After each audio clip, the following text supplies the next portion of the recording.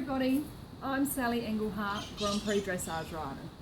Today's tip is how to ride an effective half-halt. The aim of the half-halt is to check your horse just a little bit, make sure he's listening to you. To achieve that, you'll need to use several aids. Firstly, you'll need to use your hands, you'll also need to use your seat and your back, and you'll also need to use your core. With the hands, you want them sitting nice and upright just in front of the hips. You want to make sure that the knuckles are vertical and that the hands are not moving. They want to be still. You can imagine that you're holding a couple of beer steins in your hands. You don't want to be spilling any beer, so don't let the beer spill out forwards. Don't let the beer spill over sideways. Keep the beer in the beer steins, knuckles vertical. When you are using your seat, you want to, in that moment of half-halt, you want to sit down in the saddle. You want to make sure that the horse can feel your weight on his back. Just like when you use the rein, he can feel the pressure in his mouth. Just like when you use your legs, he feels the pressure against his sides. In the half-halt, in that moment of half-halt, make sure he can feel, sit down, make sure he can feel your body weight on his back. So the next thing simultaneously, you'll also use your core. The half-halt is a moment of immobilization. It's a moment of assertive stillness. You are stilling your body assertively. There's nothing passive about a half-halt. You don't want any parts of your body to be floppy. And this is where the core comes in. You want to make sure that your belly button goes back to the spine. You want to use the waist a little, you want to use the waist as well.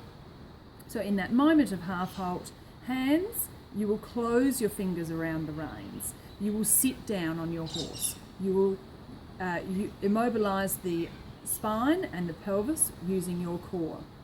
You don't need to use the legs in the half-halt. The legs are just hanging out of the hips. So you've done your moment of assertive stillness for your immobilization. When you use the half-halt, you will have a spectrum. Sometimes you'll only need a light half-halt. Sometimes you'll need quite an intense half-halt. And there's, you can use any kind of heaviness in between. So don't be afraid to use a light half-halt because you can always do another one straight away. And if you have to use more than one half-halt at a time, half-halt, release, half-halt. You don't want to do a light one and then add pressure. And that is a recipe for, a bit of a recipe for disaster because you don't want to keep increasing the pressure. So things to avoid when you're riding the half-halt, you want to avoid pulling back. With your hands, you're creating a boundary for your horse and you're saying, here is the boundary. My hands are still, the boundary is still. You will stay within that boundary. You will keep that frame. If you pull back, you're changing the boundary of the bit. You're saying, actually, no, now the boundary's here. You weren't listening to me the first time, now I'm changing the boundary. And it's not setting the horse up for success. You want to keep your hands still so that the horse understands that's where the boundary is. Use the rest of your body to push him and make him listen to that boundary. Hands still. You also want to avoid leaning back or tipping forward. The upper body has to be very still, using the core in the right way. If you suddenly find yourself leaning back, often the hands go with you. And leaning back changes the angle of the way your body is working to become more, it changes the balance and you're then, you've moved that boundary again. So leave the boundary of where you want the horse to be, leave that still. You don't want to grip with the legs.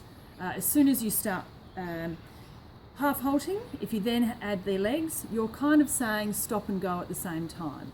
You're giving conflicting aids, and that's no good for a successful half-halt. Okay, so if you follow all of these tips, you should have an effective half-halt that will have your horse listening to you. Don't forget to leave any questions you might have or any suggestions for future tips. Leave those in the comments below and we will pick one for the next tip in the future. Thanks for listening. See you next time.